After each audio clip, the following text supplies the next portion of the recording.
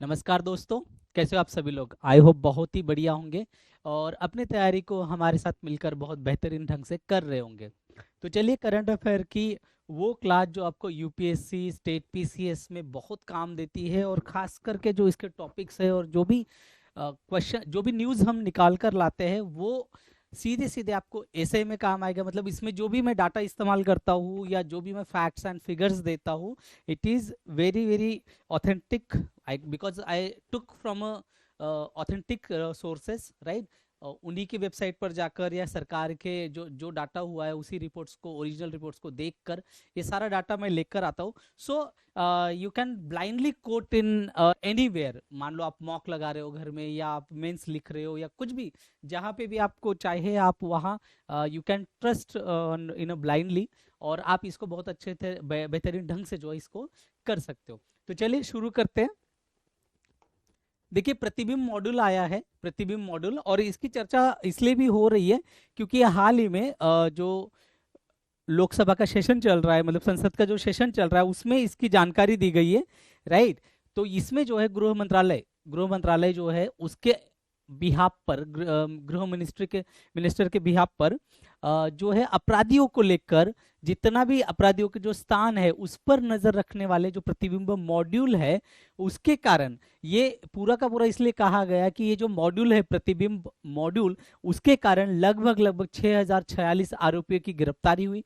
17,185 leakage, जो linkage है उनके बीच में जो लिंक है, उन लिंक को आइडेंटिफाई किया गया, और 36,296 साइबर की जो जांच हुई, साइबर मामलों की, उन जांच में हेल्प हो गई, राइट।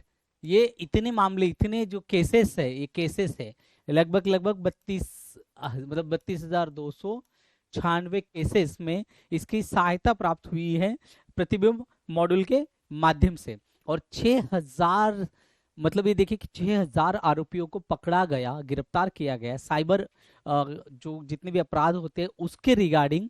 ये केंद्रीय गृह मंत्रालय के जो भारतीय साइबर अपराध समन्वय केंद्र है, I4C, राइट, भारतीय साइबर अपराध समन्वय केंद्र, इसके द्वारा शुरू किया गया एक भौगोलिक सूचना प्रणाली यानी GIS, right, geographical indication systems पर ये आधारित एक सॉफ्टवेयर है, राइट। ये सॉफ्टवेयर है, और अब तो मैंने पढ़ाया भी था आपको, अब इसमें जो है AI भी इस्तेमाल होगा। और साथ ही साथ मैंने ये भी बताया था आपको कि किस तरह से हम इंटरपोल की तर्ज पर हमने भारत पोल बनाया है, राइट, भारत पोल।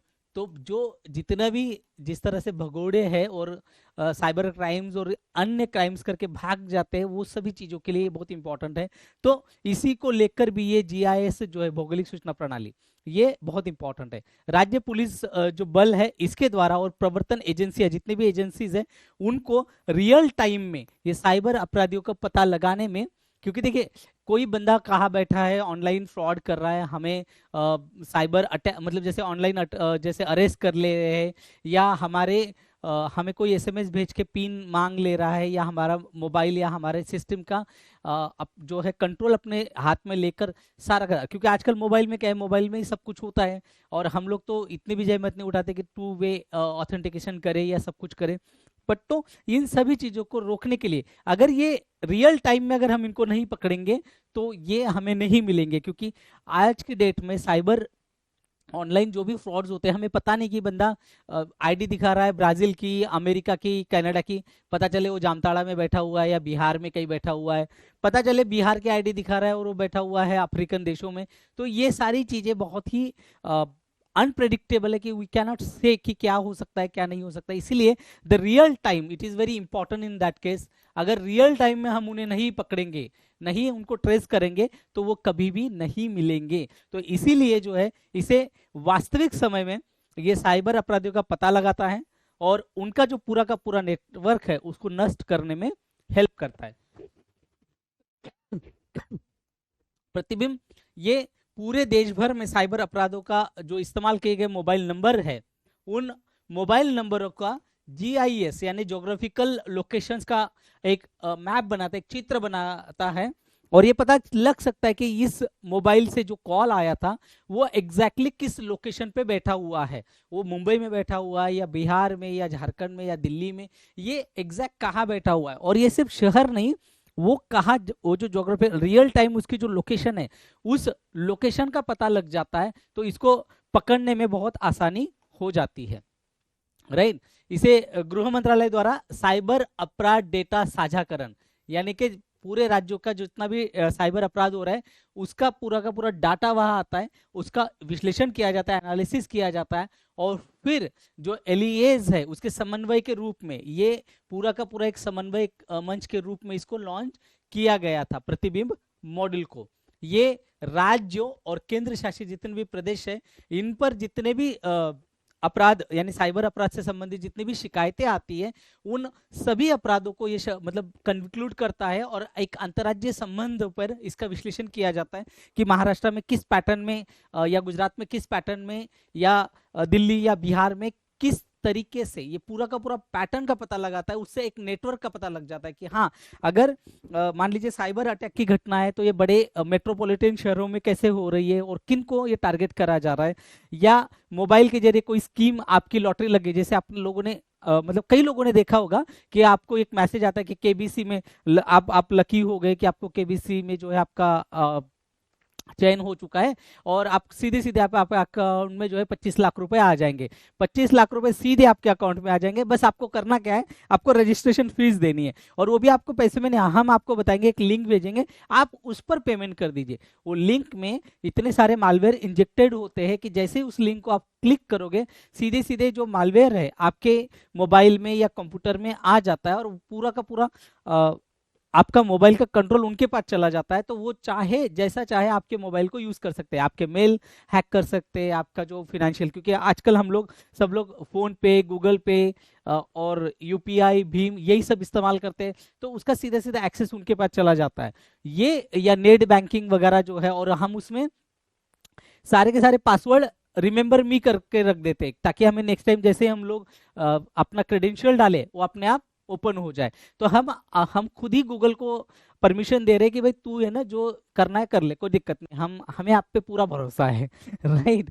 तो ये चक्कर में क्या होता है कि जो अपराधी बैठे हुए उनको पता है कि हर व्यक्ति ने बिना सब कुछ जो है परमिशन दे रखी है, तो जैसे ही मालवेयर इंजेक्ट होगा उनके फोन का कंट्रोल हमारे पास आ जाएगा, और हम जब चाहे जो चाहे एक्टिविटी कर सकते हैं। पर्सनल फोटोज है, पर्सनल वीडियोज है, या जिस तरह का ब्लैकमेल की चीजें बढ़ती है इन्हीं के कारण बढ़ती है। तो इसलिए बहुत जरूरी है कि हर बार अपना जो भी आप लॉगिन कर रहे हो, आपके मान लीजिए नेट बैंकिंग लॉगिन कर रहे हो या फोन पे, आप उसको लॉग आउट करना ना भूले। साथ ही साथ थंब के साथ साथ आप अपना पिन भी डालकर रखें, और पिन के साथ उसको, और पिन समय समय पर उसको बदलते रहिए, पासवर्ड समय समय पर बदलते रहिए, बहुत जरूरी है, राइट। तो इसीलिए जितना भी केंद्र और राज्य मतलब जो केंद्र शासित प्रदेश है और राज्य है, जितने भी राज्य है, उनके दोनों जगह पर जितने भी ये क्राइम हो रहे हैं उनके डाटा को एकत्रित किया जाता है और उसका विश्लेषण किया जाता है। प्रवर्तन एजेंसियां इसमें जो है ये पूरा का पूरा साइबर नेटवर्क, क्राइम नेटवर्क जो है उसको नष्ट करने में फिर जितने भी पुलिस बल है या जो भी एजेंसीज है उनको हेल्प हो जाती है। ये जो मोबाइल नंबर है उसका जीएसआई मानव मानचित्र बनाता है, और बहुत ही इससे एक रियल टाइम में फायदा होता है। सॉफ्टवेयर कानून प्रवर्तन एजेंसी या LEA जिसे कहते हैं, LEA, राइट, सॉफ्टवेयर कानून प्रवर्तन एजेंसियां, और जो सेवा प्रदाता कर्मियां हैं, जो कर्मचारी है, उनको, और एक आपराधिक गतिविधि में जितने भी सक्रिय मोबाइल नंबर है उनके वास्तविक स्थानों का पता इससे लग जाता है, राइट। समन्वय केंद्र, समन्वय केंद्र क्या है इसके बारे में जान लेते हैं। ये भारतीय साइबर अपराध समन्वय केंद्र जो प्रतिबिंब मॉडल है, इसके बारे में, इसके मुख्य तथ्य, I4C की स्थापना गृह मंत्रालय, MHA, राइट, होम मिनिस्ट्री, इसके द्वारा साइबर अपराध से समन्वित व्यापक तरीके से निपटने के लिए इसका किया गया है। इसका मुख्यालय नई दिल्ली में है, और ये जितने भी मुद्दे हैं साइबर क्राइम से रिलेटेड उन्हीं पर ध्यान केंद्रित करता है, और जितने भी कानून की एजेंसीज है और जितने भी प्लेयर्स है इसमें, जो मतलब राज्य सरकार, केंद्र शासित सरकारें, या जो भी जिनके खिलाफ अपराध हुआ है वो लोग, और वो सभी के बीच में एक नोडल एजेंसी के तौर पर ये काम करते हैं, जिसका मुख्यालय दिल्ली में, राइट। एक नोडल एजेंसी के, एक मुख्य नोडल एजेंसी के रूप में ये प्रतिबिंब मॉडल का काम करने का उद्देश्य है। ये लिए कि जो सोच, समस्या और जरूरत है उसकी पहचान करेगा। भारत और विदेशों में जो शिक्षाविद है यानी रिसर्चर है और साइबर अपराध के विषय में जिनको जानकारी है वो शोध संस्थान यानी कि रिसर्च इंस्टीट्यूट उनके बीच में भी ये काम करेगी, उनको सारा का सारा डाटा देंगी, फॉरेंसिक टीम से भी इसका कनेक्शन रहेगा। और ये प्रतिबिंब मॉडल की जो संस्था है पूरी की पूरी एक नोडल एजेंसी के रूप में काम करेगी दुनिया भर में, और भारत में जितने भी रिसर्चर्स है या ऐसे इस टाइप के इंस्टीट्यूट्स है या फॉरेंसिक उपकरण है उनके विकास में और अनुसंधान और उसकी जो डेवलपमेंट है उसमें सारे आंकड़े डालकर, जैसे मान लीजिए जो सॉफ्टवेयर बन रहे हैं उन्नत बनाने पड़ेगा। एआई आ रहा है तो एआई का हम कैसे इस्तेमाल कर सकते हैं। अभी देखिए आपने देखा होगा कि एक्स जो जिसे पूर्व में ट्विटर कहा जाता है उसका ग्रो का आया है, कितना जबरदस्त है, पूरा देसी लैंग्वेज में बात करता है, सब कुछ इट इज वेरी एडवांस। तो इस तरह के एडवांस एआई सॉफ्टवेयर्स का हम भी इस्तेमाल कर सकते हैं, एआई चैटबॉट्स का इस्तेमाल कर सकते हैं। तो इसीलिए ये सारा का सारा शुरू किया गया था। जितने भी कट्टरवादी या आतंकवादी समूह है, चरमपंथी लोग है, जैसे आपने देखा होगा कि किस तरह से बिना उलझुल बातों पर दो गुटों में झगड़े लग रहे हैं, हिंदू मुस्लिम हो या अन्य चीजें हो। तो इस तरह के जो चरमपंथी गुट होते हैं वो जानबूझ के ऐसे दंगे कराने चाहते हैं, वो चाहे औरंगजेब, शिवाजी या किसी भी तरह की चीजों को जानबूझ के बढ़ावा देते ताकि दो गुटों में झगड़ा हो या दंगे फसाद हो। इसमें चरमपंथी जो गुट है वो किसी भी धर्म के हो सकते हैं चरमपंथी लोग, उन चरमपंथी लोगों का जो है उनको इससे फायदा होता है। आतंकवादी तो है ही, ये तो बैठे हुए हैं कि भारत को किस तरह से बर्बाद किया जाए, भारत की इकोनॉमी को कैसे बर्बाद किया जाए, भारत की सुरक्षा और राष्ट्र की सुरक्षा को किस तरह से सेंध लगाया जाए, इस पर तो ये बैठे हुए। तो इन सभी उद्देश्यों को आगे बढ़ाने के लिए ये लोग साइबर स्पेस का दुरुपयोग करते हैं और उसको रोकने की जिम्मेदारी जो है प्रतिबिंब मॉड्यूल की है, सरकार की है। और आपने देखा होगा कि किस तरह से डार्क नेट, आपने नाम सुना भी होगा शायद कभी, डार्क नेट करके एक होता है, राइट, डार्क नेट। इसे कभी सर्च मत करिएगा नहीं तो पुलिस घर पे आ जाएगी। डार्क नेट ये पूरा का पूरा काले कामों के लिए किया जाता है दुनिया भर से, ड्रग्स ट्रैफिकिंग, विमेन ट्रैफिकिंग और जितनी भी हेरिटेज वाली चीजें होती है उनको चुरा कर उनको ऑक्शन करना से लेकर कई अन्य चीजों में इसका इस्तेमाल किया जाता है। तेजी से बदलती जो प्रौद्योगिकी है और अंतर्राष्ट्रीय सहयोग है उसके लिए भी तालमेल रखने के लिए जो है प्रतिबिंब मॉडल काम करेगा। और साइबर कानूनों में जो सुझाव है, संशोधन है कि जिस तरह के अब नए नए साइबर मतलब एडवांस आ रहे हैं, जैसे एआई आ रहा है तो एआई बेस्ड कानून हमें बनाना पड़ेगा, जबकि हमारे देश में अभी एआई बेस्ड कानून नहीं है, सिर्फ यूरोपियन यूनियन में लगा हुआ है। तो इस तरह के कानूनों को भी हमें समझना पड़ेगा और जिस तरह के अपराध और से और बढ़ते जा रहे हैं, बद से बदतर होते जा रहे हैं, उन सभी अपराधों को भी हमें उसको एक कानूनी दायरे में लाने के लिए कानूनी ढांचा भी बनाना पड़ेगा। तो ये चीज यहाँ सुझाव देगा। गृह मंत्रालय का जो नोडल प्राधिकरण है उससे चर्चा की जाएगी। साइबर अपराधों से संबंधित अन्य देशों के साथ भी संबंध बनाए जाएंगे, कानूनी सहायता ली जाएगी, उस तरह की समझौते संधियां उनके साथ किए जाएगी और इन सभी गतिविधियों का समन्वय करने का काम भी ये मॉडल करेगा। I4C साइबर अपराधों की रोकथाम, पता लगाना, जांच करना, अभियोजन, शिक्षाविद, उद्योग, जनता, सरकार और इन सभी को एक साथ लाभ पहुंचाने का काम कर रहा है। एग्जैक्टली इट इज क्योंकि ये हर चीज आपने देखा होगा, लखनऊ में जिस महिला को किया गया था वो तो शिक्षा क्षेत्र से जुड़ी हुई थी, राइट, जिसको हाउस अरेस्ट किया गया था, 2-2.5 लाख रुपए उससे 2-2.5 करोड़ रुपए उससे ऐट लिए गए थे। मुंबई में भी ऐसे एक व्यक्ति, तो ये सभी के लिए बहुत इंपॉर्टेंट है। I4C ये अपराधों के खिलाफ योगदान देगा, राष्ट्र की सेवा करेगा और जितने भी ऐसे नागरिक है जो नागरिक है जो जागरूक है उनको एक मंच पर लाने का काम भी करेगा, राइट। साइबर अपराधों पर जो जागरूकता अभियान हमारे ऑलरेडी चल रहे हैं, मैं इनको देख लेता हूँ। देखिए ये बहुत काम की चीज है। ये जैसे आप ये ऐसे लिख रहे हो या आप मेंस के आंसर लिख रहे हो साइबर पर, साइबर क्राइम पर, जो कि अब आने लग गए हैं, चैटबॉट्स है, एआई है, तो इस तरह के सवाल अब यूपीएससी से लेके स्टेट पीसीएस तक हर एग्जाम पूछ रही है, तो यहाँ ये आपको सारे के सारे काम आएंगे। भारतीय साइबर अपराध समन्वय केंद्र I4C, इसे गृह मंत्रालय ने सभी प्रकार के जो साइबर अपराध है उसके लिए एक नोडल एजेंसी के रूप में बनाया है। ये भारतीय साइबर अपराध समन्वय केंद्र, इसकी स्थापना की गई है। राष्ट्रीय साइबर अपराध रिपोर्टिंग पोर्टल ये दूसरा है। ये देखिए I4C के एक भाग के रूप में इसको देखा जाता है, अपराध रिपोर्टिंग पोर्टल। इसका आप देख सकते हो, इसका जो सर्च का डोमेन है वो कैसे, cybercrime.government.in, राइट, cybercrime.gov.in। इस पर अगर जा सकते हो तो आपको साइबर अपराध रिपोर्टिंग पोर्टल है ये, यहाँ जनता सभी प्रकार के जितने भी साइबर अपराध से संबंधित घटना है उनके साथ अगर कोई भी साइबर अपराध हुआ है या कोई ऑनलाइन फ्रॉड हुआ है तो इस वेबसाइट पर जाकर अपनी बात रख सकते हैं और बता सकते हैं कि किस तरह से हमारे हमारे साथ एक साइबर अपराध हुआ है, हमारे साथ ठगी हुई है। तो ये सारी चीजें यहाँ पर आप रिपोर्ट कर सकते हो, आपको पुलिस स्टेशन जाने की भी जरूरत नहीं, आप घर बैठे ये सारी चीजें कर सकते हैं। महिलाओं बच्चों और खिलाफ जितना भी साइबर अपराध है उस पर विशेष ध्यान दिया गया। अगला एक अभियान है नागरिक वित्तीय साइबर धोखाधड़ी रिपोर्टिंग और प्रबंधन प्रणाली। ये तत्काल रिपोर्टिंग है और धोखेबाजों द्वारा जो धन की हेराफेरी की जाती है उसको रोकने के लिए 2021 में I4C के तहत ही बनाया गया नागरिक वित्तीय साइबर धोखाधड़ी रिपोर्टिंग और प्रबंधन प्रणाली। राइट, केंद्र सरकार ने इसको cybercrime.government.in पर रिपोर्ट करें और जितने भी संदिग्ध रहेगी उसकी जांच करने के नामक एक सुविधा दी गई है। रिपोर्ट करें और संदिग्ध की जांच करें, इस नाम से एक नई सुविधा दी गई है। ये सुविधा संदिग्ध खोज के माध्यम से जितने भी साइबर अपराधी है उनकी पहचान करने में हेल्प करती है और विकल्प भी प्रदान करती है। साइबर धोखाधड़ी शमन केंद्र CFMC ये नया अगला है। साइबर ये I4AC से ये आता है पर ये एक अत्याधुनिक केंद्र है, आगे जाके साइबर धोखाधड़ी शमन केंद्र है ये।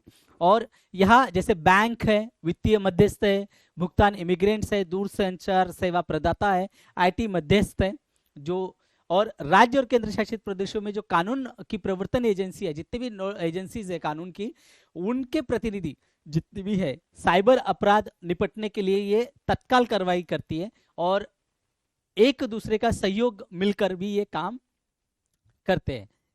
मतलब जितने भी केंद्र या राज्य की जितनी भी एजेंसीज है ये एक प्लेटफॉर्म पर आकर ये काम करते हैं। अगला है समन्वय प्लेटफॉर्म।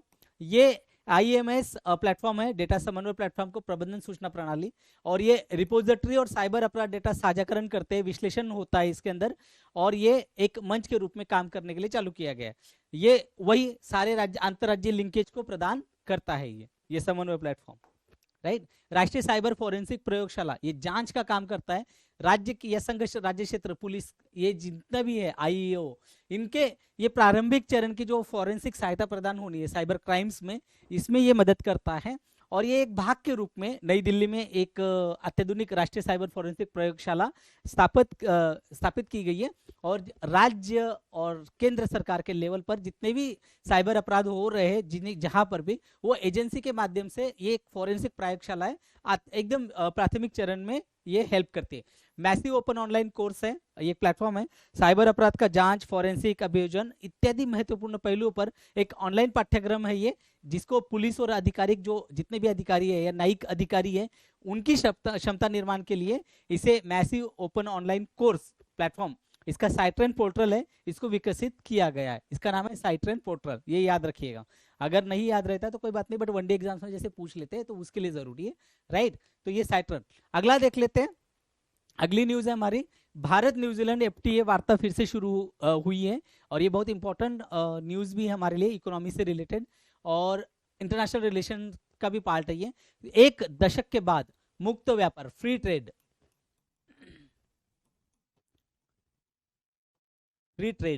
राइट, ये फ्री ट्रेड की बात है, और ये जो है ये बातचीत फिर से शुरू की गई है। ये निर्माण द्विपक्षीय आर्थिक संबंधों को बढ़ाने की दिशा में एक बहुत महत्वपूर्ण कदम है। देखिए ये सीधे सीधे सवाल आ ही जाते हैं, आपने देखा होगा UPSC में तो आ ही जाते हैं, तो आप इसको बिल्कुल उसी तरीके से लीजिए। और ये घोषणा न्यूजीलैंड के प्रधानमंत्री क्रिस्टोफर लक्सन की जो भारत यात्रा है इसके समय की गई थी। दोनों देशों का उद्देश्य नए व्यापार अवसरों को खोलना और आपसी विकास को प्रोत्साहित करना है। ऐतिहासिक संदर्भ है इन सभी का। देखो भारत न्यूजीलैंड में 1992 से, राइट, भारत आजादी के बाद से ही बहुत ही अच्छे संबंध रहे, जिसमें राष्ट्रमंडल सदस्यता है, सामान्य कानून प्रथा है, लोकतांत्रिक शासन, ये सभी हमारे बीच की समानताएं हैं। 1952 से ही हमारे राजनीतिक रिलेशंस है। पर्यटन, खेल यानी कि खास करके क्रिकेट, आपने देखा होगा हमने न्यूजीलैंड को हराया अभी चैंपियंस ट्रॉफी में, राइट। हॉकी है, पर्वतारोहण है, इन सभी को बढ़ावा दिया गया है। भारत न्यूजीलैंड के बीच में जो है FTA की बातचीत 14 साल पहले शुरू हुई थी। 2011 में न्यूजीलैंड ने भारत के लिए अपने दरवाजे खोले थे और कहा था कि भारत एक प्राथमिकता वाला देश है, हम भारत को प्रायोरिटी देते हैं और व्यापार आर्थिक और राजनीतिक संबंधों को मजबूत करने के लिए न्यूजीलैंड INC.India रणनीति की शुरुआत भी इन्होंने की थी। इस दौरे में के बाद जो है विभिन्न चुनौतियों के कारण 2015 में वार्ता हालांकि रुक गई थी, बट दोनों देशों की तब से कोशिश रही है कि दोनों देशों के बीच में आर्थिक संबंध मजबूत हो सके, और भी जितने भी संबंध है उसको बहुत अच्छी तरीके से मजबूत होने के लिए दोनों देश प्रयास कर रहे हैं। भू राजनीतिक तनाव से प्रभावित जो वैश्विक व्यापार परिदृश्य है अभी, जैसे मैंने कहा आपको, यूएसए में जब से सरकार बनी है तब से टैरिफ को लेकर जो है टैरिफ वॉर छिड़ गया है दुनिया भर में, और एक अलग ही किस्म की चीजें चल रही है। इसके कारण पूरा का पूरा यूरोप अलग चल रहा है, यूरोप एक अलग कटने की राह पर चल चुका है, रूस का अलग एक मुद्दा है, यूक्रेन वॉर चल रहा है। साथ ही साथ अमेरिका की जो नीति है, अमेरिका फर्स्ट नीति, जिसके कारण दुनिया की जो एग्जिस्टिंग व्यवस्था है, वो चाहे टैक्स की हो या पॉलिटिकल रिलेशनशिप की हो, वो सारी की सारी बिल्कुल तहस नहस हो रही है। तो इस परिदृश्य में भारत का न्यूजीलैंड के साथ रिश्ता बनना और ये FTA की शुरुआत फिर से होना, it is very important, right. 2020 के रणनीति पत्र था भारत न्यूजीलैंड 2025 संबंधों में निवेश।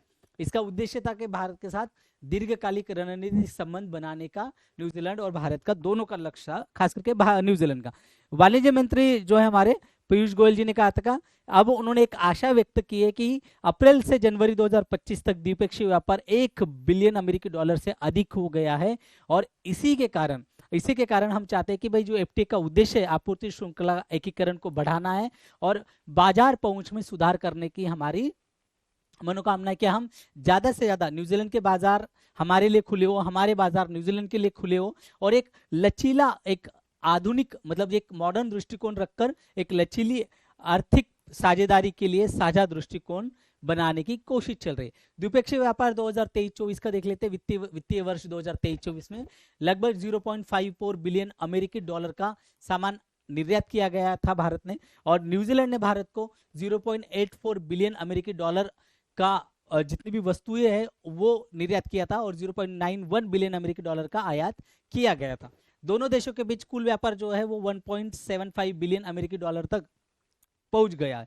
तो इससे भी आप अंदाजा लगा सकते हो कि दोनों देशों के बीच में जो है बहुत अच्छे रिलेशन है, बट फ्री ट्रेड एंड वो होना बहुत जरूरी है। भारत का आयात क्या है? ऊन है, लोहा है, इस्पात है, एल्यूमिनियम है, फल और मेवे है, और अन्य कृषि उत्पाद भी इसमें शामिल है।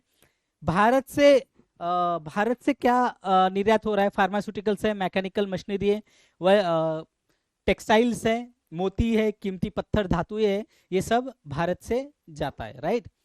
रक्षा सहयोग किस तरह से हमारा रक्षा सहयोग की अगर बात करें तो ये मैत्रीपूर्ण संबंध को ये दर्शाता है। INSV तारिणी, मैंने आपको 6 पढ़ाया था ना, ये न्यूजीलैंड के बंदरगाह पे इसका आगमन हुआ था दिसंबर 2024 जनवरी 2025 में। INS सह्याद्री और INS कोलकाता, ये इन्होंने न्यूजीलैंड का दौरा किया था अगस्त सितंबर 2023 में, और भारत जनवरी 2025 से RNZ नौसेना के नेतृत्व में एक संयुक्त टास्क फोर्स 150 कर्मचारियों का न्यूजीलैंड के लिए योगदान भी देता है, राइट। चुनौतियां क्या है दोनों देशों के बीच में? देखिए, चुनौतियां भी उतनी ही गंभीर है दोनों देशों के बीच में, क्योंकि अब दुनिया का पूरा पर्सपेक्टिव बदल रहा है, दुनिया का एक पूरा ढांचा बदल रहा है। तो इसमें जो है FTA वार्ता में सबसे बड़ी तो टैरिफ, मैंने पहले भी कहा था कि दुनिया भर में अमेरिका के कारण जो है टैरिफ वॉर छिड़ गया, टैरिफ युद्ध छिड़ चुका है, तो इसको लेकर अभी बातचीत चल रही है। इसमें एक असमानता है, तो ये सबसे बड़ी चुनौती है। जो न्यूजीलैंड में औसत आयात शुल्क है वो 2.3% है, और भारत में अधिक 17.8% है। तो देखिए, ये इसके लिए बहुत कटौती करना बहुत जरूरी है, क्योंकि कहाँ 2.3% और कहाँ 17.8%, लगभग 18%। तो ये फर्क है, इसको कम करने की भारत के लिए जरूरी है, तभी ये होगा। यह अंतर वार्ता को जटिल बना रहा है। ऑब्वियसली कोई भी देश नहीं चाहेगा कि भाई हम तो आप पर 2.3% लगा रहे हैं, आप हमारे ऊपर लगभग 18%, तो ये इसीलिए बाधा डाल रहा है। भारत ने बाजार में पहुंच संबंधी चिंताओं के कारण जैसे 2019 में RCEP जो है उसको अलग कर लिया था, और भारत में जो कुशल पेशेवर है, प्रोफेशनल IT सर्विस सेक्टर, इसके लिए बेहतर मतलब न्यूजीलैंड में हम पहुंच जा रहे हैं, और न्यूजीलैंड, ऑस्ट्रेलिया और चीन जैसे कम अवसर देने का जो विरोध करता है उसको भी ध्यान में रखते हुए भारत यहाँ बढ़ना चाह रहा है। न्यूजीलैंड का और भारत का जो डेयरी बाजार है उसको पहुंच बनाता है। दोनों देशों के क्षेत्रीय हित भी है, दोनों देशों का साझा क्षेत्र हित भी है वो जो इम्पोर्टेंट है, और जो आपसी सम्मान और साझा लक्ष्य है उसको आधारित रिश्ते मजबूत बनते हुए हमें विकसित करना है। न्यूजीलैंड की वाइन और उसके कृषि उत्पादों के लिए अधिक बाजार की न्यूजीलैंड जो है भारत में पहुंच चाह रहा है। न्यूजीलैंड की वाइन बहुत फेमस है। भारत ने अपने कृषि क्षेत्र का जो है उसकी रक्षा के लिए उच्च आयात शुल्क बनाए रखना चाह रहा है, तो ये भी एक चुनौती है, और दोनों देशों के क्षेत्रीय हित है इसलिए भी प्रॉब्लम हो रही है।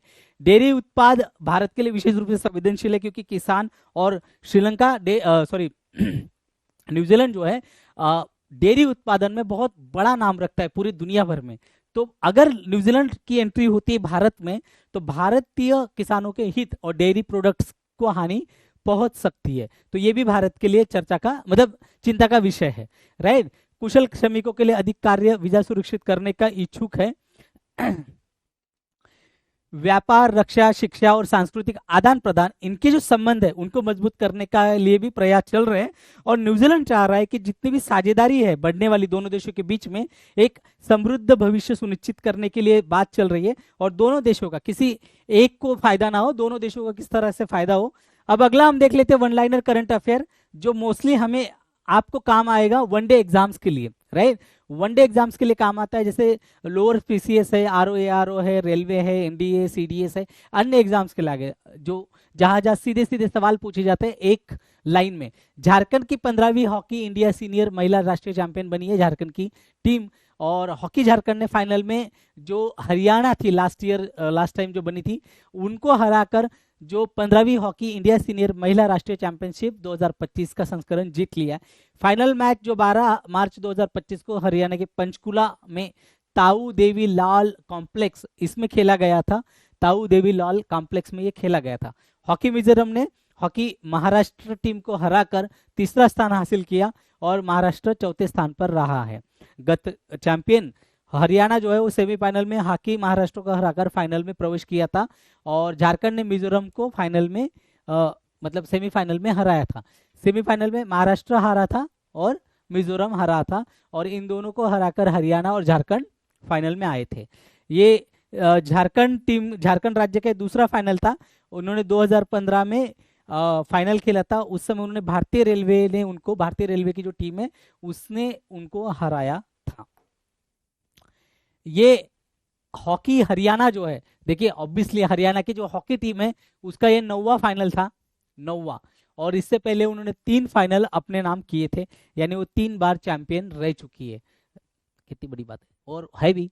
हरियाणा स्पोर्ट्स के लिए तो जाना ही जाता है, नहीं सर, राज्य सरकार ने वहां पे इतना बेहतरीन काम किया है कि पंचकुला में हॉकी हरियाणा के फाइनल में कप्तान रानी ने 42वें मिनट में मैच का पहला गोल किया था, और इसी में जो है झारखंड की प्रमोदिनी लाकड़ा ने 44वें मिनट पे गोल करके इसको बराबरी पर ला दिया। निर्धारित समय पर मैच 1-1 पर ही रहा बराबरी, और फिर पेनल्टी शूटआउट का हुआ। पेनल्टी शूटआउट बहुत इंपॉर्टेंट, बहुत इंटरेस्टिंग चैप्टर होता है वहां पे हॉकी के। अगर आप देखते होंगे हॉकी मैचेस, तो मैं देखता हूँ, तो इट इज वेरी इंपॉर्टेंट, बहुत बहुत मजा आता है ये सब देखने में। पेनल्टी शूटआउट में हॉकी ने झारखंड ने जो है हरियाणा को 4-3 से हराया, राइट। और ये तब तक गोल होते रहते जब तक दोनों टीम गोल करते रहते, पहले 5 मिलते हैं, फिर और अवसर मिलते हैं, और जब तक एक टीम के गोल ज्यादा ना हो जाए उससे, तब तक ये गोल जो पेनल्टी शूटआउट चलता ही रहता है, राइट। झारखंड के लिए रजनी केरकोट्टा, निराली कुजर, बिनिमा धाना और कप्तान एलेवेला रानी टम्पो ने गोल किए, और हरियाणा के लिए पिंकी, अन्नू और मनीषा ने गोल किए थे। झारखंड का ये पहला किताब है, राइट। पहली हॉकी जो इंडिया सीनियर महिला राष्ट्रीय चैंपियनशिप थी वो 2011 में आयोजित की गई थी। भारतीय रेलवे ने इसका उद्घाटन का जो मैच था, यानी 2011 में पहला फाइनल जो है भारतीय रेलवे टीम ने जीता था, और इसी के साथ भारतीय railway team hockey India senior महिला राष्ट्रीय चैंपियनशिप के इतिहास में ये सबसे सफल टीम है। उन्होंने 8 बार इस किताब को जीता हुआ है। हॉकी हरियाणा ने इसे 3 बार, हॉकी मध्य प्रदेश ने 2 बार, और झारखंड ओडिशा ने इसे 1-1 बार जीता है अब तक, 2011 से 25 तक। 14वीं हॉकी इंडिया सीनियर महिला राष्ट्रीय चैंपियनशिप 2024 हरियाणा ने जीती थी। अगला देख लेते हैं। इसरो द्वारा सेमी क्रायोजेनिक इंजन का एक बहुत महत्वपूर्ण परीक्षण सफल हुआ है, और इसरो भारतीय अंतरराष्ट्रीय अनुसंधान संगठन इसरो ने semi cryogenic engine, right, semi cryogenic engine जिसका नाम है AC-2000, ये याद रखिएगा। कई बार आपने जो एग्जाम्स होते हैं उसमें इसी तरह के सवाल पूछे जाते हैं। 2000 SE 2000 इस पर एक महत्वपूर्ण परीक्षण सफलतापूर्वक परीक्षण किया है। इसमें लॉन्च व्हीकल बूस्टर जो चरण है, लॉन्च व्हीकल बूस्टर चरण, उसके लिए क्रायोजेनिक चरण को अंतिम रूप देने में इसकी प्रगति हुई है, राइट। क्रायोजेनिक इंजन को, इस परीक्षण की बात करें तो ये power head test article PHT power head test article इसके रूप में इसको जाना जाता है। और ये सेमी क्रायो इंजन विकसित करने के लिए बहुत ही महत्वपूर्ण और पहला हार्डवेयर परीक्षण है। क्रायोजेनिक इंजन हम ही बनाने की कोशिश में। Power head test article thrust chamber के बिना PHTA लगभग 3 मीटर लंबा है और ये गैस जनरेटर टर्बो पंप जो पंप होता है प्री बर्नर और नियंत्रण घटकों पर जिस मतलब ये जो नियंत्रण घटक होते हैं इसके जैसे महत्वपूर्ण इंजन उप प्रणाली को एकीकृत करने का काम करता है। सेमी क्रायोजेनिक इंजन थ्रस्ट क्या होता है? ये सेमी क्रायोजेनिक इंजन का उद्देश्य 2000 किलो न्यूटन का उन्नत थ्रस्ट प्रदान करना है, राइट। प्रणोदक प्रणाली, इसरो पर्यावरण के अनुकूल इसको जो है प्रणोदक जैसे तरल ऑक्सीजन LOX, तरल हाइड्रोजन LH2 और LOX केरोसिन आधारित प्रणालियों का उपयोग इसमें करता है। जैसे पूछ लेना कि प्रणोदक प्रणाली में किसका इस्तेमाल होता है तो ये फैक्ट्स आप उसमें लिख सकते हो। LVM3 प्रदर्शन में इससे सुधार होगा। कैसे? जो लॉन्च व्हीकल MK3 है उसको C32 क्रायोजेनिक उसका ऊपरी चरण के साथ ये बढ़ा रहा है और इसकी पेलोड क्षमता लगभग 25% की इसमें वृद्धि होगी, right. Next generation launch vehicle क्या होता है? ये इसका NGLV का विकास है। इसका उद्देश्य गगनयान जो हमारा है उसके मिशनों के लिए है और इसमें जो है पुनः प्रयोज्य पहले चरण के साथ लो अर्थ ऑर्बिट में अधिकतम 30 टन की पेलोड क्षमता ये प्रदान करता है। और साथ ही साथ पहला और दूसरा चरण जो है LOX इंजन का इसमें उपयोग किया जाएगा और क्रायोजेनिक ऊपरी चरण में इसका भी इस्तेमाल होगा। अगली खबर देख लेते। पशुधन स्वास्थ्य और रोग नियंत्रण कार्यक्रम में संशोधन किया गया है और ये प्रधानमंत्री नरेंद्र मोदी की अध्यक्षता में केंद्रीय मंत्रिमंडल ने पशुधन स्वास्थ्य और रोग नियंत्रण कार्यक्रम LHDCP के संशोधनों को मंजूरी दे दी है, राइट। देखिए पशुधन भारत में बहुत ही इंपॉर्टेंट है सभी जैसे अन्य जो हमारे किसान भाई है उनके लिए और हमारे लिए भी, लाइव स्टॉक जिसे हम कहते हैं, राइट। इस योजना का उद्देश्य क्या है कि पशु स्वास्थ्य में सुधार करना है। पशु क्योंकि हमने आज की डेट में देखा लंपी और अन्य रोग जो है काफी रोग पशुओं पे हो रहे हैं तो किसानों के लिए आर्थिक नुकसान को इसका रोकने का मुख्य उद्देश्य है।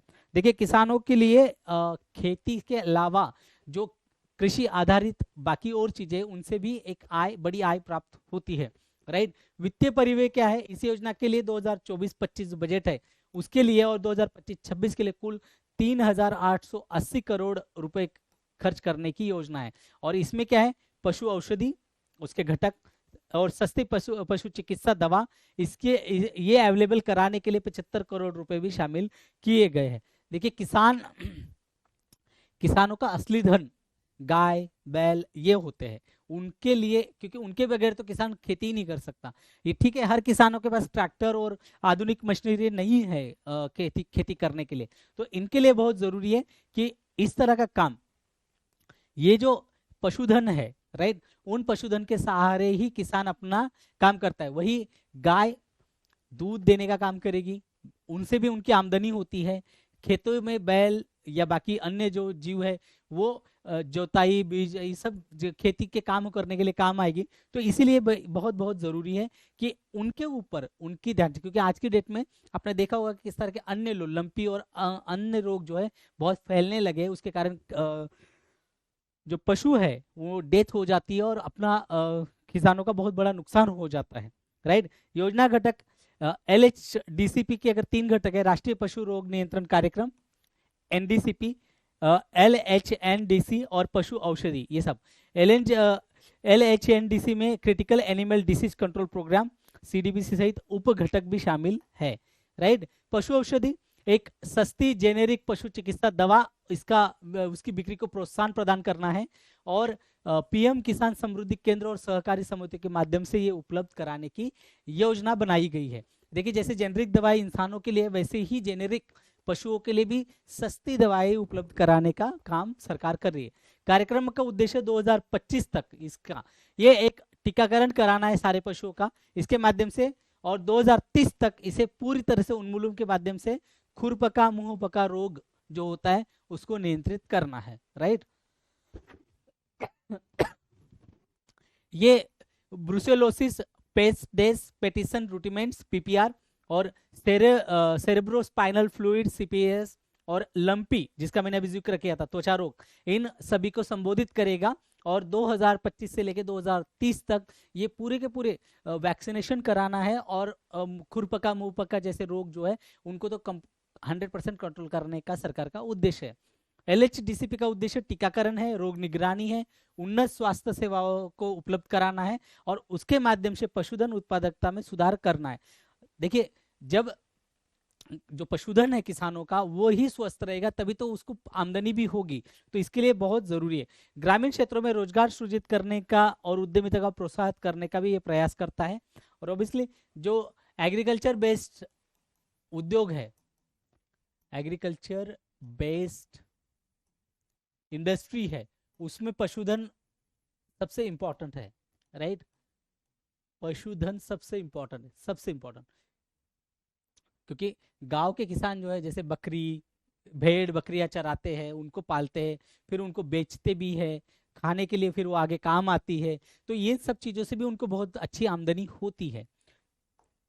अगला देख लेते हैं, अगली खबर, महिलाओं को जो वित्तीय जागरूकता है उसमें 42% की वृद्धि देखी गई है। और नीति आयोग ने ऋणी से निर्माता तक भारत की वित्तीय वृद्धि में महिलाओं की भूमिका, from borrowers to builders, women's role in India's financial growth story नाम की एक रिपोर्ट जारी की है। और उसमें देखा गया कि महिलाओं के भीतर वित्तीय जागरूकता बढ़ी है, वो भी कब लगभग 42% की वृद्धि इसमें देखी गई है। और इसमें भारतीय महिलाओं के वित्तीय मामलों में भी बढ़ने की जो बढ़ोतरी देखी गई है, और उसका उल्लेखनीय योगदान, मतलब देख रहे कि कितनी ज्यादा से ज्यादा महिलाएं जो है फिनेंशियल सिस्टम का पार्ट बन रही है। ये रिपोर्ट ट्रांसनियन सिविल नीति आयोग के जो महिला उद्यमिता मंच है WEP right, women's entrepreneurship platform, और माइक्रोसिव कंसल्टिंग MSC, इसके द्वारा ये रिपोर्ट प्रकाशित की गई है। 3 लोगों, मतलब ट्रांसनियन सिविल नीति आयोग और नीति आयोग के माध्यम से उद्यमिता मंच, महिला उद्यमिता मंच और माइक्रोसिव कंसल्टिंग। महिला उधारकर्ता जो महिलाएं कर्ज ले रही है उसमें वृद्धि देखी गई 2019 से 2024 के बीच। जो ऋण महिलाएं फाइनेंशियल इंस्टीट्यूट से ले रही है, ऑफिशियल फाइनेंशियल इंस्टीट्यूट से, उनमें लगभग 3 गुना की वृद्धि देखी गई है। और ये दर्शा रहा है कि किस तरह से महिलाएं अपने आप को, अपने जीवन को उन्नत बना रही है, एडवांस कर रही है। छोटे छोटे जिसको हम कहते हैं कि सूक्ष्म लघु उद्योग के माध्यम से, अपना सेल्फ हेल्प ग्रुप के माध्यम से, SHG जिसे कहते हैं सेल्फ हेल्प ग्रुप, उसके माध्यम से कर्ज ले रही है और अपने आप को आर्थिक सशक्त बनाने का काम कर रही है। जो महिलाएं है वो लगभग 60% महिला ऐसी है कि जिनने अर्ध शहरी या ग्रामीण क्षेत्रों में से जिन्होंने लोन लिया हुआ है। 60% महिलाएं जो है वो अर्ध शहरी यानी small town, 2 tier 3 tier cities या ग्रामीण विभाग से आती है। 30 वर्ष से कम आय की जो महिलाएं, उन्होंने खुदरा लोन लेने में केवल 27% की हिस्सेदारी दिखाई है, जबकि पुरुषों में ये 40% का तक है। तो यहाँ थोड़ा सा कमी है, मगर जो कलेक्टिव लोन लिया जा रहा है उसमें तो काफी अच्छी बढ़ोतरी देखी गई है। क्षेत्रीय स्थिति देख लेते हैं, क्षेत्रीय की क्या स्थिति है। उत्तरी और मध्य राज्यों की तुलना में दक्षिणी राज्य जो है उनमें महिलाओं का लोन लेने का परसेंटेज ज्यादा है, राइट। ये कितनी अच्छी बात है। साउथ के जो स्टेट है, साउथ स्टेट्स, खास करके केरला, राइट, केरला, तमिलनाडु, आंध्र प्रदेश, तेलंगाना एंड कर्नाटका, इन राज्यों में यहाँ लिटरेसी रेट भी ज्यादा है, तो वैसे भी चीजें। तो दक्षिण के जो हमारे जो उत्तर के राज्य है या मध्य जो आता है जिसमें मध्य प्रदेश या महाराष्ट्र जैसे राज्य है, उनकी तुलना में जो साउथ के राज्य है उन वहाँ की महिलाएं ज्यादातर लोन ले रही है और अपने कामों को आगे बढ़ा रही है। 27 मिलियन महिलाएं ऐसी है जिन्होंने सिबिल के साथ अपने क्रेडिट जानकारी स्कोर की जांच की है। और मैंने बताया भी था आपको, ग्रामीण क्रेडिट स्कोर के बारे में पढ़ाया था आपको, अगर याद हो, एक लेक्चर मैंने टोटल इसी पे लिया था। लिया था, आपको याद होगा, ग्रामीण क्रेडिट स्कोर, राइट, ग्रामीण क्रेडिट स्कोर, जीसीसी के बारे में पढ़ाया था। तो अब देखा गया कि लगभग 27 मिलियन ऐसी महिलाएं जिन्होंने अपने सिविल स्कोर की जानकारी ली थी, राइट। उधारी के आंकड़े अगर देखें तो व्यवसायी ऋण का हिस्सा 2019 से 14% और सोने में ऋण लेने की बात जो है वो 6% तक बढ़ा है।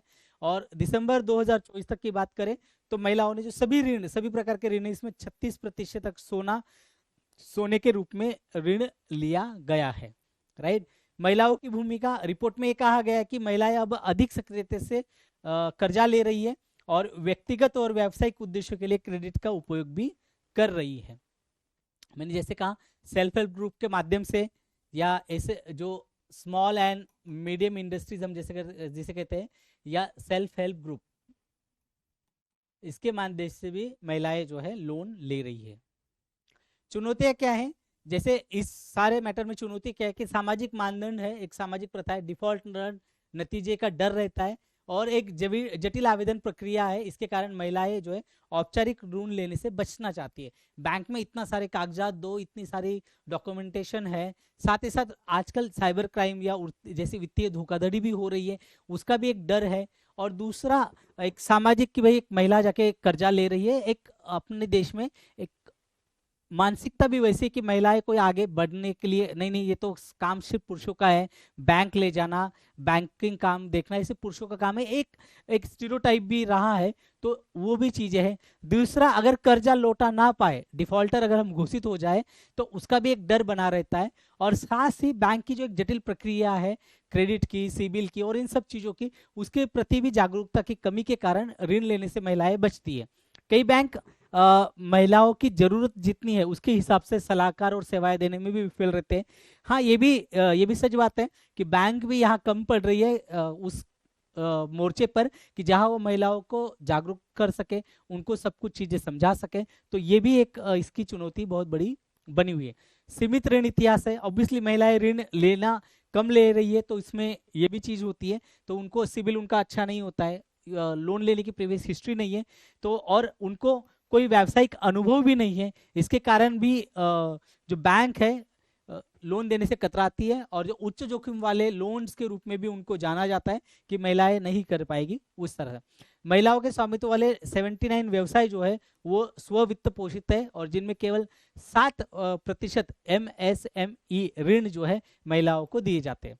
आवश्यक दस्तावेज, गारंटर और इनकी कमी होने के कारण भी महिलाओं को ऋण मिलने में चुनौतियों का कई मतलब प्रॉब्लम्स होती है, और वो ऋण नहीं ले पाती है। तो ये थी हमारी सारी वन लाइनर की खबरें, जो आपकी सीधे सीधे वन डे एग्जाम्स में आपको काम आएगी। अब मैंने आपको जो पढ़ाया, और आगे जो भी हम लोग अब तक जैसे जो करंट अफेयर हम पढ़ते हैं, इन्हीं करंट अफेयर पर बेस MCQs की प्रैक्टिस हम करेंगे, और ये सब हम आज एक ही लेक्चर में करेंगे। तो इससे क्या होगा कि आपको सीधा सीधा आप जब आप क्लास देखना शुरू करेंगे फ्रॉम फर्स्ट मिनट, आप फिर पूरा का पूरा आप आखिर तक खत्म कर देंगे, तो आपका एक लिंक, बहुत अच्छी सी लिंक बनेगी, सीधी सीधी लिंक बनेगी, तो आपको भी समझने में और प्रैक्टिस करने में भी आसानी होगी, राइट। तो चलिए शुरू करेंगे। तो ये पहला सवाल आपके सामने है, तारापुर कमेटी ने पूंजी खाता परिवर्तनीयता, राइट, कैपिटल अकाउंट कन्वर्टिबिलिटी को सुचारू रूप से लागू करने के लिए किसकी सिफारिश की है? ये विनिमय दर में अस्थिरता, बैंकिंग प्रणाली में सुधार, वित्तीय घाटा बढ़ाना, या विदेशी मुद्रा भंडार को कम करना। तारापुर समिति, तारापुर, राइट, तारापुर कमेटी की बात हो रही है। तो ये किसमें करती है? देखिए, तारापुर कमेटी जो है ये 1997 में बनाई गई थी, राइट। ये बैंकिंग प्रणाली में सुधार की बात करती है, बैंकिंग सिस्टम में, बैंकिंग सिस्टम्स में रिफॉर्म की बात कर रही है, राइट, रिफॉर्म्स की बात कर रही है। ये 1997 में पहली बार बनाई गई थी, 1997 में। और इनकी जो दूसरी रिपोर्ट है वो आई थी 2006 में, दूसरी रिपोर्ट 2006 में आई थी। मोस्टली राजकोषीय घाटा राइट। राजकोषीय घाटा, मुद्रास्फीति, बैंकिंग गैर निष्पादन, मुद्रास्फीति, और जो एनपीए होता है, नॉन परफॉर्मिंग एसेट, इन परिसंपत्तियों को कम करने का सुझाव जो है तारापुर समिति ने दिया था, एसएस तारापुर कमेटी। अगला सवाल देख लेते हैं। पूंजी खाता पूरी तरह से परिवर्तनीय होने पर भारतीय अर्थव्यवस्था के लिए सबसे बड़ा जोखिम क्या होगा? इकोनॉमिक्स से सवाल है, राइट। ए आयात में कमी, बी बैंकिंग प्रणाली की मजबूती, सी पूंजी का तीव्र प्रवाह, और डी घरेलू बाजार का विस्तार। कैपिटल फ्लाइट जिसे कहते हैं, राइट, कैपिटल फ्लाइट, तो इसका सही आंसर है C. C is the right answer, right, C is the right answer. अगला सवाल देख लेते हैं। रंग राजन समिति 2014 में बनी थी। इसके अनुसार शहरी क्षेत्रों में गरीबी रेखा प्रतिदिन कितने रुपए निर्धारित की गई थी? राइट, ए 27 रुपए, बी 33 रुपए, सी 47 रुपए, डी 50 रुपए। तो इसका सही आंसर है 47 रुपए। इससे कम अगर आप कमा रहे हो, राइट, गरीबी रेखा कम से कम 4700 रुपए होने ही चाहिए, राइट। अगला सवाल देख लेते हैं। एक बहुत चर्चा में रहा है हाल ही में, भारतीय रेलवे वित्त निगम IRFC, Indian railway finance commission निगम, किस प्रकार की वित्तीय संस्था के रूप में कार्य करता है? ये गैर बैंकिंग वित्तीय company, NBFC, non banking financial company, B सहकारी बैंक, सी वाणिज्यिक बैंक, डी सार्वजनिक क्षेत्र का उपक्रम, पब्लिक सेक्टर अंडरटेकिंग, राइट। ये पब्लिक सेक्टर का ये उपक्रम है, तो ये किस पर काम करता है? ये करता है गैर बैंकिंग वित्तीय कंपनी, NBFC। इसका सही आंसर हो जाएगा ये, राइट, ये इसका सही आंसर हो जाएगा। हाल ही में भारत सरकार ने एक आभासी डिजिटल संपत्ति की बात करी है, VDA, right, virtual digital asset. इसके किसको किस रूप में इसको मान्यता दी गई है? VDA को किस रूप में मान्यता दी गई? ये मुद्रा, बी संपत्ति और पूंजीगत परिसंपत्ति, सी वस्तु, या डी अनियमित डिजिटल टोकन, राइट। आभासी डिजिटल संपत्ति, वर्चुअल डिजिटल एसेट को किस रूप में मान्यता दी है? मतलब उसको मुद्रा समझते हैं हम लोग, या संपत्ति और पूंजीगत परिसंपत्ति समझते हैं, या वस्तु समझते हैं, अनियमित डिजिटल टोकन समझते हैं? तो इसको हम समझते हैं संपत्ति और पूंजीगत परिसंपत्ति, राइट। स्वावलंबिनी योजना, अगला सवाल है। स्वावलंबिनी योजना किस इस योजना के तहत शिक्षण संस्थानों के शिक्षकों के लिए कितने दिन का प्रशिक्षण सत्र आयोजित किया जाता है? शिक्षकों को ट्रेनिंग देने का काम होता है, वो कितने दिन के लिए किया जाता है? ये 10 दिन, बी 15 दिन, सी 20 दिन, और डी 5 दिन। ये कितने दिनों का? ये टीचर्स के लिए ट्रेनिंग होती है, टीचर्स के लिए ट्रेनिंग, राइट, टीचर्स के लिए ट्रेनिंग होती है, और ये 5 दिन का ट्रेनिंग आयोजित किया जाता है, 5 डेज का। इसके लिए सही आंसर हो जाएगा आपका डी, ये 5 दिन का ट्रेनिंग सेशन होता है। और स्वावलंबिनी योजना जो है, ये महिला उद्यमिता, खास करके यंग छात्र, यानी यूनिवर्सिटी लेवल पर ही महिला उद्यमिता को बढ़ावा देने का काम है इसमें, बढ़ावा, और खास करके किसमें? यूनिवर्सिटी और कॉलेज लेवल पर। नॉर्थ ईस्ट में इसको मोस्टली शुरू किया गया है, यूनिवर्सिटी लेवल की जो छात्रा, यूनिवर्सिटी लेवल पर इसको शुरू किया गया है। और इसके लिए छात्राओं को एक ट्रेनिंग दी जाती है कि किस तरह से आप महिलाएं जो है वो कॉलेज और यूनिवर्सिटी लेवल पर ही, कॉलेज लेवल पर ही छात्राओं को मानसिकता में बदलाव, क्योंकि बिजनेस करना, आज भी हम ऐसा मानते हैं कि बिजनेस करना गुजराती मारवाड़ियों का काम है, गुजराती लोगों का काम है, पर ये बहुत ही एक मिथ है जो फैलाया गया है, बहुत ही मिथ है। और ये और भी एक बात है कि बिजनेस तो महिलाएं कर ही नहीं सकती, वो एक बड़ा स्टेरियोटाइप है।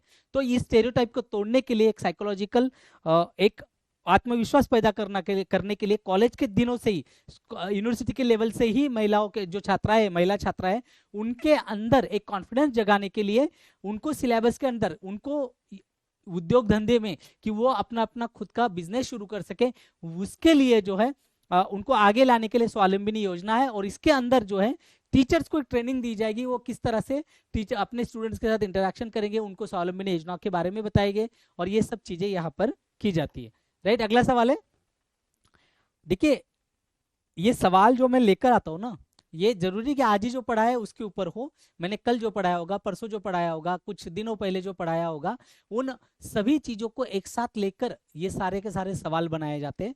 तो आपको ये पता होना चाहिए, जब भी आप इसको काम करेंगे, इसके ऊपर ये सवाल देखेंगे, आप अगर रेगुलर क्लास लेते हो तो आपको सबसे अच्छा ये रहेगा कि आपको कहीं और जाने की जरूरत नहीं पड़ेगी, क्योंकि जो मैं पढ़ा रहा हूँ वो चाहे जो यूपीएससी और स्टेट पीसीएस लेवल की जो मैं 30 मिनट का लेक्चर लेता हूँ, और फिर जो वन लाइनर होता है हमारा, जिसको मैं बता भी देता हूँ कि आपको कि जैसे RO lower PCS one day exams जितनी भी रेलवे और जैसे डिफेंस की है और जो भी अन्य एग्जाम्स है देश भर में जितनी भी एग्जाम्स होती है, उन एग्जाम्स में जहाँ सीधे सीधे सवाल पूछा जाता है जिसका एक सेंटेंस में जवाब देना होता है, उनको लेकर, और उन सभी को जो मैं हफ्ते भर आपको पढ़ाता हूँ डेली, जैसे कल हुई आज हुई जो भी होगी, उनको सबको क्लब करके ये सारे सवाल मैं बनाता हूँ, और इन सवालों के जवाब आपको यहाँ प्रैक्टिस करने के लिए मिल जाते हैं।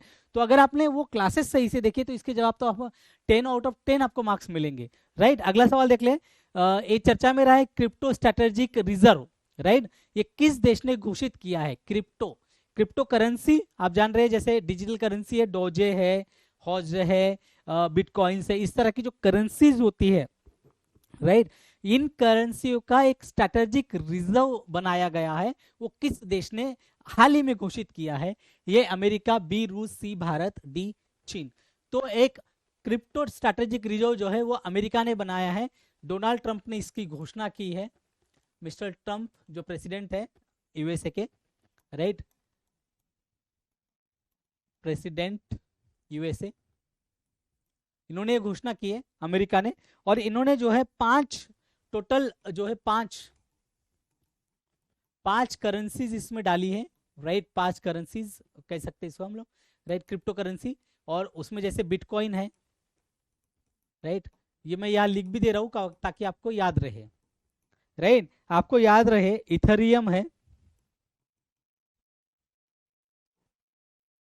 इथेरियम है, तीसरी है आपकी रिपल है।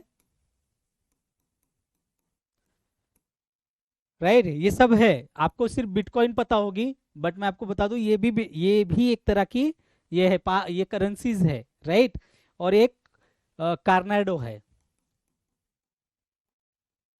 कैरनाडो। राइट, ये 5 करेंसी को क्रिप्टो स्ट्रैटेजिक रिजर्व ट्रंप ने घोषित किया है। और एक रिजर्व, जैसे गोल्ड रिजर्व होता है या डॉलर रिजर्व होता है, वैसे ही एक रिजर्व बनाया है उसी की तरह।